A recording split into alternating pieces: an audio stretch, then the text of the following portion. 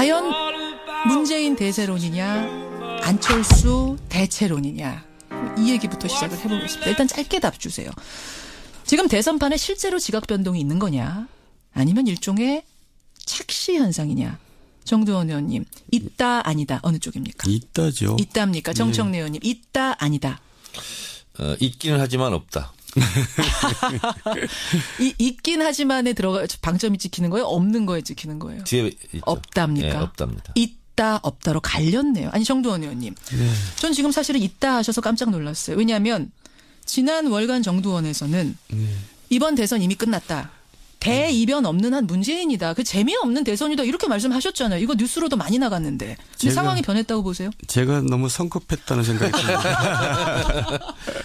아 이렇게 인정하고 가시면 어떡해요? 잘못은 인정해야죠. 잘못 인정. 네. 왜 성급하셨고 왜 뭐가 달라진 겁니까? 아니 지금 맹렬한 기세로 이제 추격을 하다가 거의 양강구도로 굳어지는 것 같아요. 그래서 안철수. 문재인 대선으로는 사실 이제 끝난 것 같다.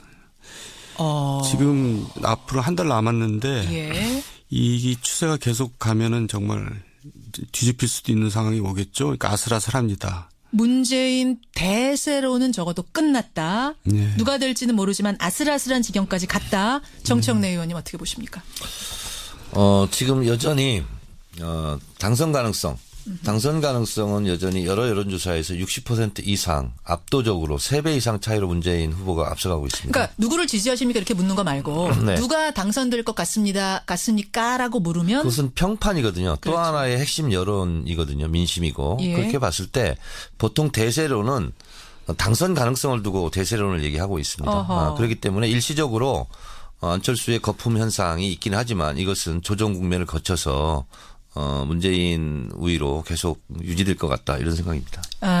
잠시의 착시 현상, 네, 그렇습니다. 거품이다 이렇게 보세요. 네, 그리고 그 이유가 예.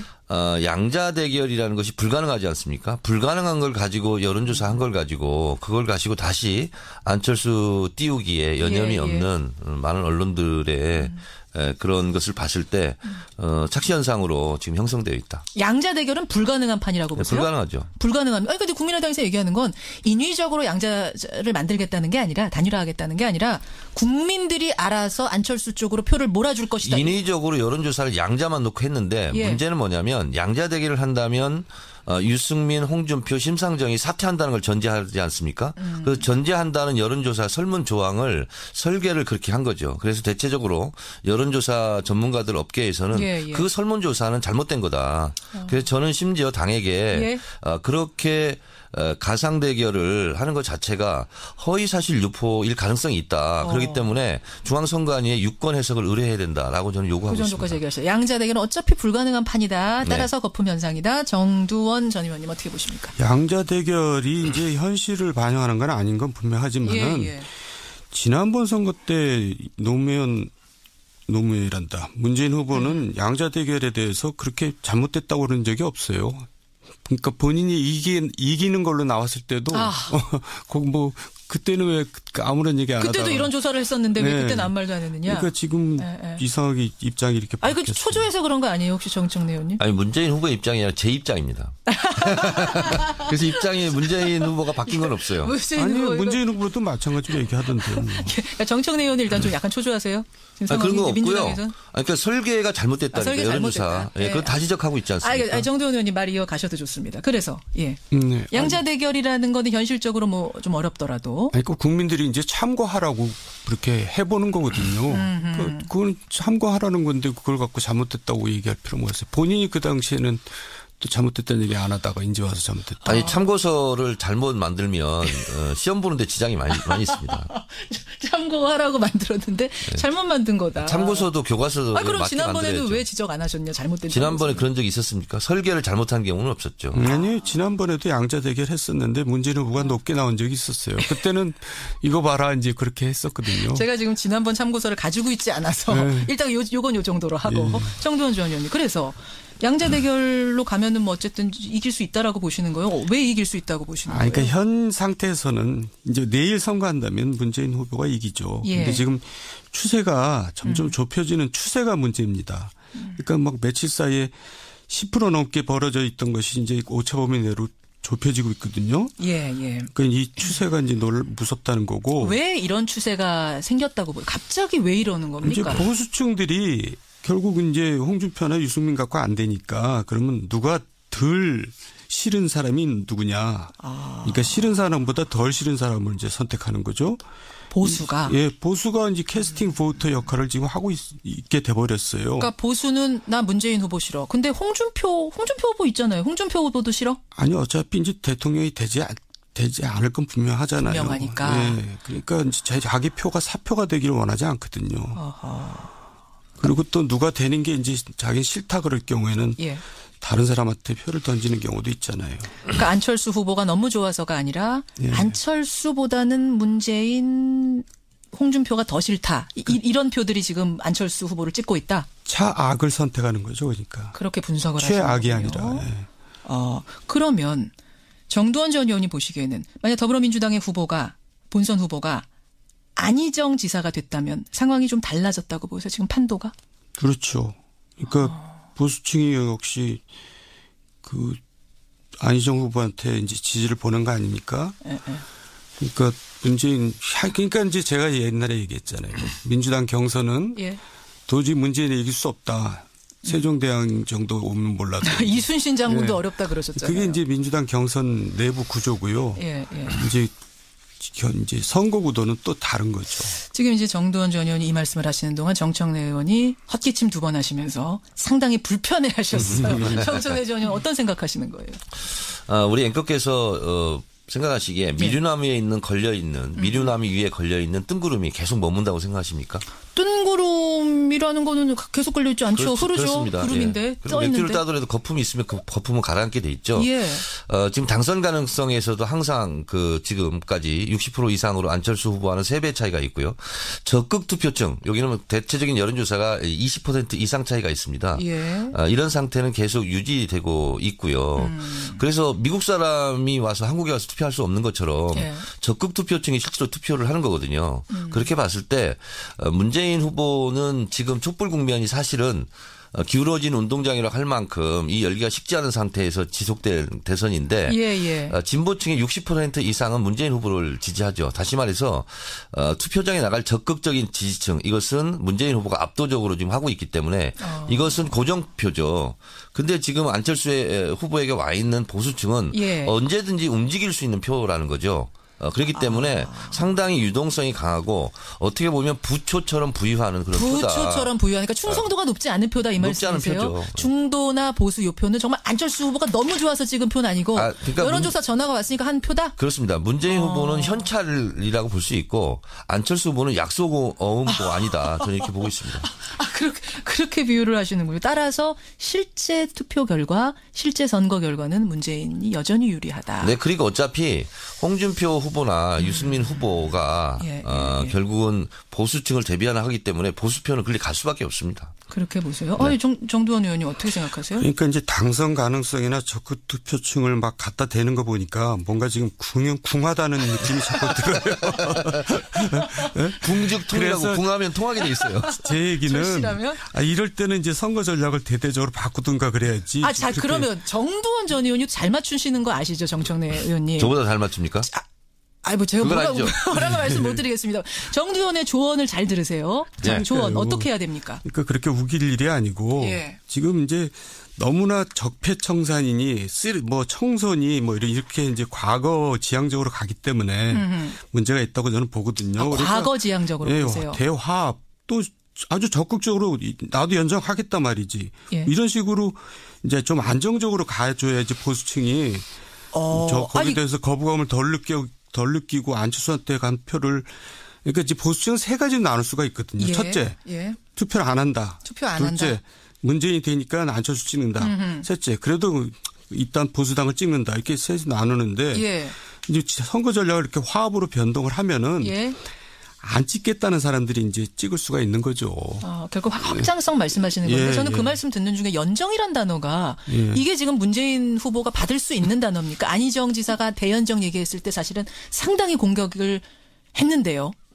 새로운 대한민국이 뭐냐 키워드 분석을 해보면 실제로 키워드를 가지고 여론조사를 하면 정의, 공정입니다. 그러니까 지금 5당 후보가 막 경선에서 이제 확정되다 보니까 이렇게 저렇게 이제 눈이 가긴 하지만 실제로 촛불 국면이 이 상황을 만들었지 않습니까? 그렇죠. 그렇다 보면 좀 차분해지고 이렇게 하다 보면 결국은 정의로운 대한민국을 원할 것이다 이렇게 보고 있고 안철수 후보 같은 경우는 사실은 정체성이 애매모호합니다. 연지 안지 잘 모르기 때문에 지금 보수표가 잠깐 걸쳐 있는 거거든요. 그래서 앞으로 안철수 후보 진영에서는 앞으로 갈까 뒤로 갈까 좌로 갈까 우로 갈까 상당히 그 과정 속에서 많은 곤란함을 겪을 것입니다. 그래서 선명한 깃발을 들고 그 깃발을 보고 지지자들을 오게 해야 되는데 앞으로 대선 선거운동이 상당히 어려울 것입니다. 그런데 선명한 오늘 이제 국민의당 분이 안 계시니까 제가 말씀드리면 선명한 깃발을 들면 집토끼를 모으는 건 확실하지만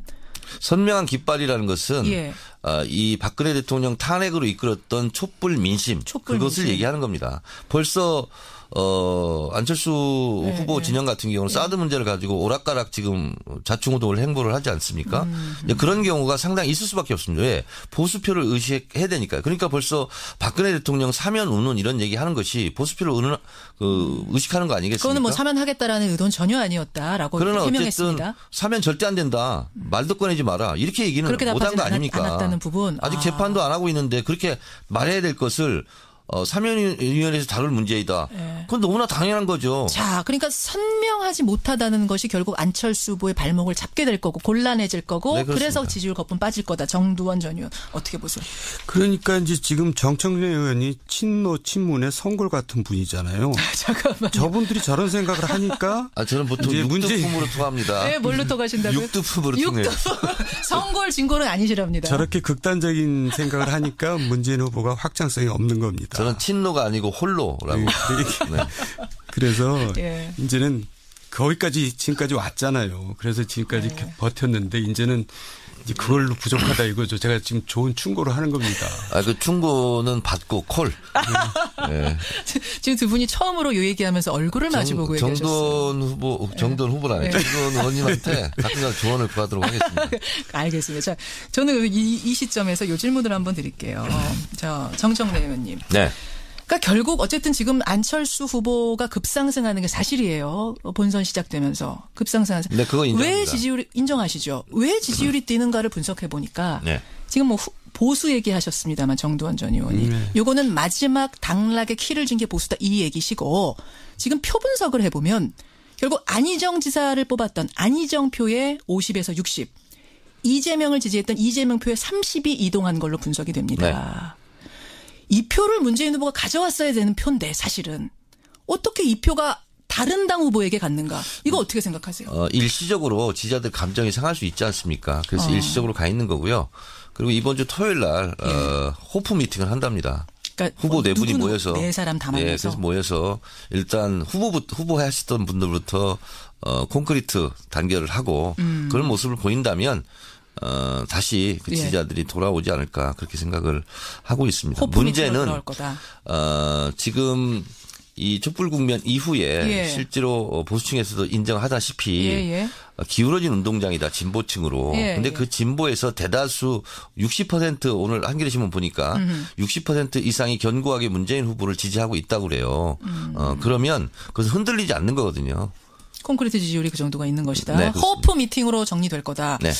근데 그 감정이 그냥 상한 감정이 아니라 이번에는 문자 폭탄, 18원 후원금 이런 것 때문에 뭐 안희정 후보가 질렸다란 표현까지 쓸 정도로 상했었거든요. 정말 회복될까요? 그 말은 좀 안 하셨으면 좋았을 것을. 질렸다라는 말은 그렇게 보세요. 본인한테도 굉장히 손해입니다. 정두원 전 의원. 이 상황을 좀 객관적으로 좀 보실 수 있으니까 다른 그러니까 저렇게 쓴소리를 들으려고 그래야 되는데 저렇게 안 들으면 자기 손해죠. 무슨 말씀이세요? 그러니까 감정 문제나 이런 게 아니고요. 아까 안희정, 이재명 표가 그대로 안 갔다는 얘기가 바로 그게 보수층의 표입니다. 보수층에서 안희정, 이재명을 밀었던 거예요. 그만큼. 근데 안희정, 이재명을 보수층이 밀었. 그렇죠. 중도는 이해돼도 보수가 밀었다고요? 그럼요. 그러니까 이제 보수는 지금 실망하고 있잖아요. 자기들한테. 그래요. 이제 지지 세력이 이제 없다고 생각하고 예. 그나마 안희정, 이재명한테 이제 한번 희망을 걸어본 건데 그게 이제 결국은 문재인한테 안 가고 있는 거죠. 예. 그게 치유는 될 거라고 보세요. 지금 정청래 의원의 예언처럼 호프 미팅도 하고 막 자꾸 만나는 모습 보여주면 다시 돌아올 것이다. 문재인 후보한테. 안희정, 이재명을 끌어안는 것 갖고는 안 되고요. 그러니까 저는 전략을 절대적으로 꼭 끌어안으면 되지 않습니까? 꼭 끌어안으면 되지 않느냐. 근데 왜 그런 걸 못하는지 모르겠어요. 이해가 안 가요. 어떻게 꼭 끌어안으면. 자기가 이기기 위해서는 별걸 다 해야 되는데 예. 왜 끌어안는 걸 못하는 건지. 왜 탈당하게 놔두는지. 그런 게 이제 국민들은 좀 답답하고 이상하게 보이는 거죠. 이현주 의원의 지금 탈당 말씀하시는 건데 정청래 전 의원님. 지금 이현주 의원이 어제 탈당을 하면서 저랑 인터뷰도 했습니다만 탈당을 고민하는 사람이 꽤 있는 걸로 안다. 꽤라는 표현을 썼어요. 저는 이렇게 생각하거든요. 탈당은 잘못됐다. 그리고 어쨌든 더불어민주당 공천 받고 당선된 거 아닙니까? 예. 저는 공천이 떨어졌어도 저는 탈당하지 않고 우리 지원 유세 다녔는데 어쨌든 그것은 올바르지 않은 거다. 저는 이렇게 비판을 하고요. 그리고 이제 2002년도 대선 노무현 대통령이 승리했던 대선 보면 후보를 흔들거나 당을 흔들거나 그러면 오히려 지지자들이 더 결집하는 현상을 보이고 있습니다. 그래서 결과적으로는 그것은 나쁘지만 그것은 비판받아 마땅하지만 결과는 오히려 지지자들이 더 이렇게 뭉치는 결과를 가져올 것이고. 지지자 콘크리트 지지율은 결집하지만 확정성 면에 있어서는 더 잡았어야 되는 거 열심히 잡았어야 되는 거 아니냐. 제일 무서운 표가 동정표라고 그럽니다. 자꾸 이렇게 후보를 흔들고 당을 흔들고 했을 때는 후보에게 더 결집하는 가능성이 더 많고 특히 이번 대선은 SNS 팟캐스트 영향력이 대단하기 때문에 실제로 여기서 정보가 공유되고 확산되는 그리고 많은 정보들이 실제로 그 행동으로 움직여지는 그런 표기 때문에 온오프 네트워크가 연동되기 때문에 실제로 어떤 대선보다는 진보층의 적극적인 열성 지지자들의 활동이 클 것이다 이렇게 보고 있습니다. 알겠습니다. 문자가 많이 들어오네요. 보겠습니다. 2624님, 보수의 특성상 보수는 결국 보수에 투표하지 않겠습니까? TK 유권자가 안철수 후보를 끝까지 지지할 것 같지는 않은데요. 라는 문자가 있는가 하면 문재인 대세론, 설마 이회창 대세론처럼 끝에 가서 꺾이는 건 아닐까 이런 생각이 든다는 정성기님의 문자도 있고요. 그런가 하면 6133님은 안철수 후보의 급부상은 혹시 언론에서 너무 띄워주기 해서 영향을 받은 건 아니냐 이런 생각도 들어오고 있고.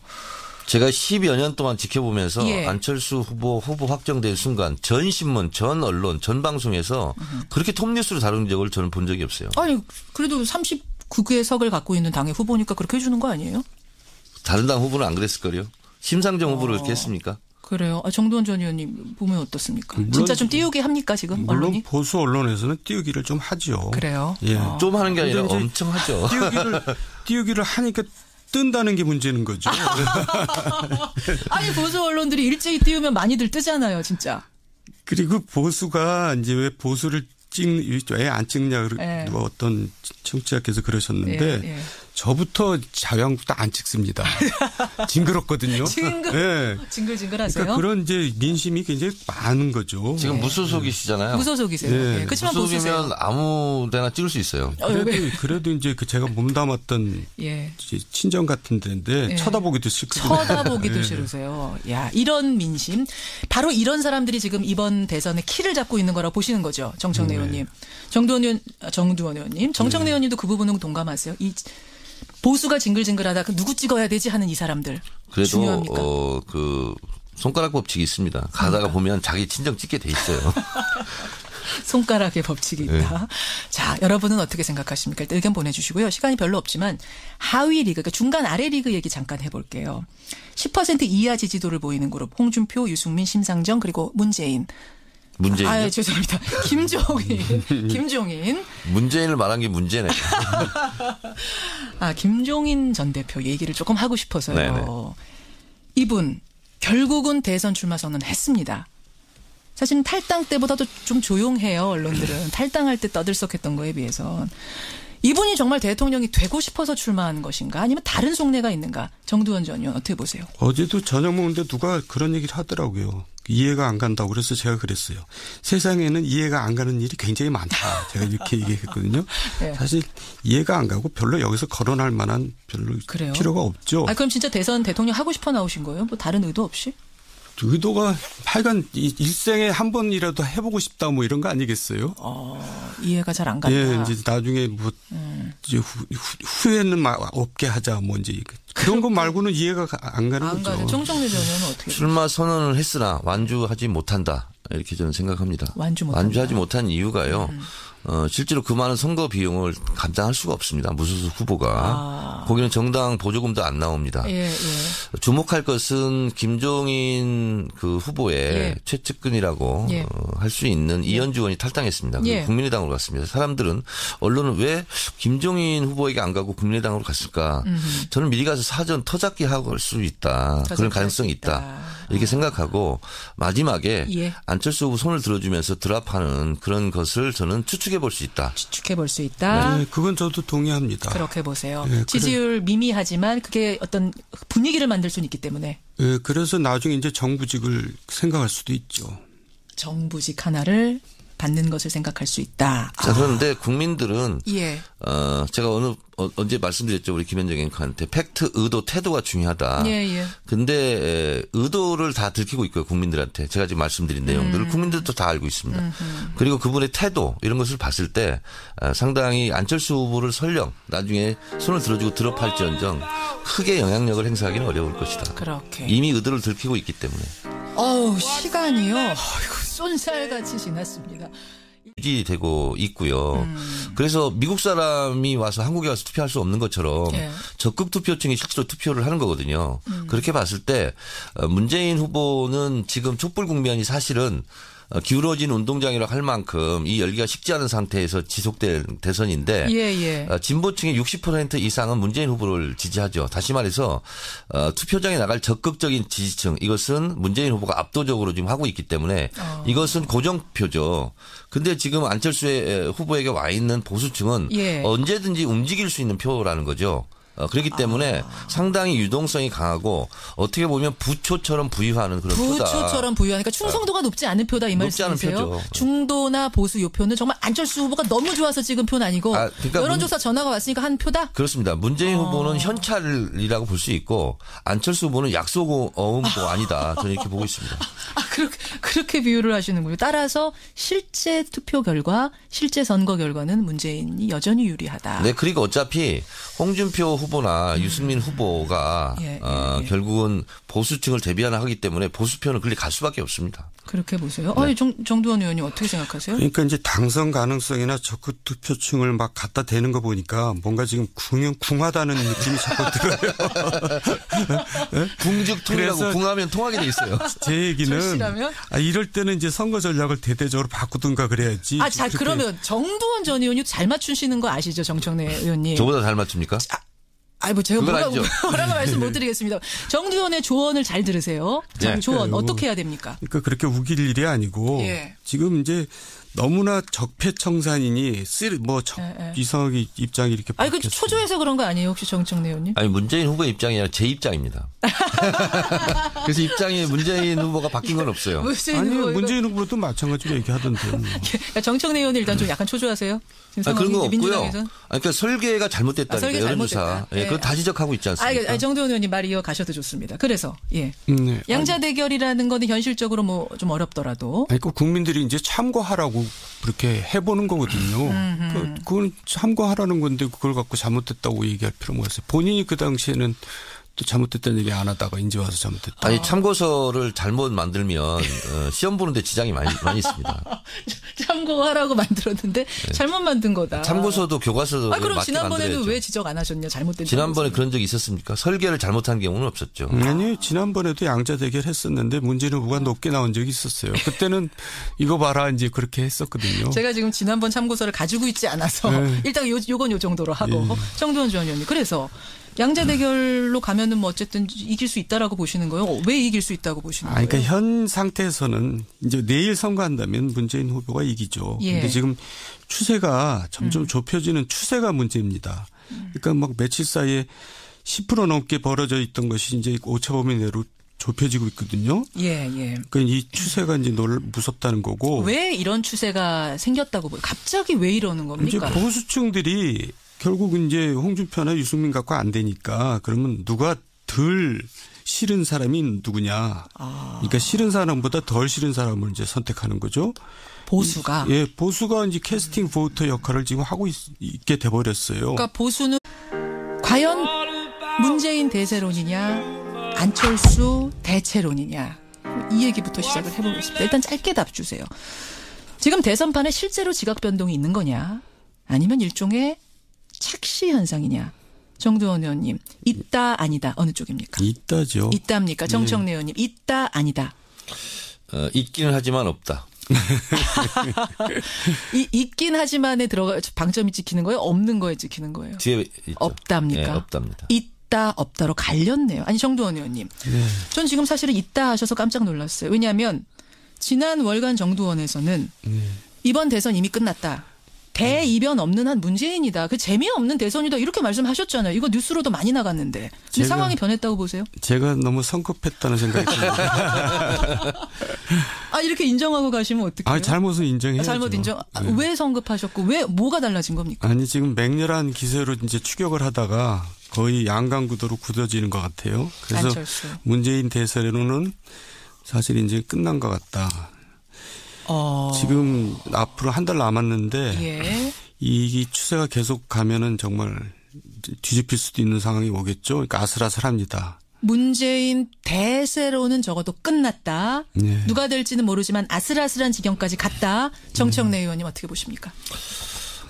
지금 여전히 당선 가능성은 여전히 여러 여론조사에서 60% 이상 압도적으로 3배 이상 차이로 문재인 후보가 앞서가고 있습니다. 그러니까 누구를 지지하십니까 이렇게 묻는 거 말고 네. 누가 당선될 것 같습니까라고 물으면 그것은 평판이거든요. 그렇죠. 또 하나의 핵심 여론이거든요. 민심이고. 이건 나 문재인 후보 싫어. 근데 홍준표 후보 있잖아요. 홍준표 후보도 싫어? 아니 어차피 이제 대통령이 되지 않을 건 분명하잖아요. 분명하니까. 네. 그러니까 이제 자기 표가 사표가 되기를 원하지 않거든요. 그리고 또 누가 되는 게 이제 자기 싫다 그럴 경우에는 예. 다른 사람한테 표를 던지는 경우도 있잖아요. 그러니까 안철수 후보가 너무 좋아서가 아니라 예. 안철수보다는 문재인 홍준표가 더 싫다. 이런 표들이 지금 안철수 후보를 찍고 있다. 차악을 선택하는 거죠. 그러니까. 그렇게 분석을 하시는 최악이 거예요. 아니라. 예. 그러면 정두원 전 의원이 보시기에는 만약 더불어민주당의 본선 후보가 안희정 지사가 됐다면 상황이 좀 달라졌다고 보세요. 지금 판도가? 그렇죠. 그러니까 보수층이 역시 그 안희정 후보한테 이제 지지를 보낸 거 아닙니까? 그러니까 그러니까 이제 제가 옛날에 얘기했잖아요. 민주당 경선은 예. 도저히 문재인을 이길 수 없다. 세종대왕 정도 오면 몰라도. 이순신 장군도 예. 어렵다 그러셨잖아요. 그게 이제 민주당 경선 내부 구조고요. 예.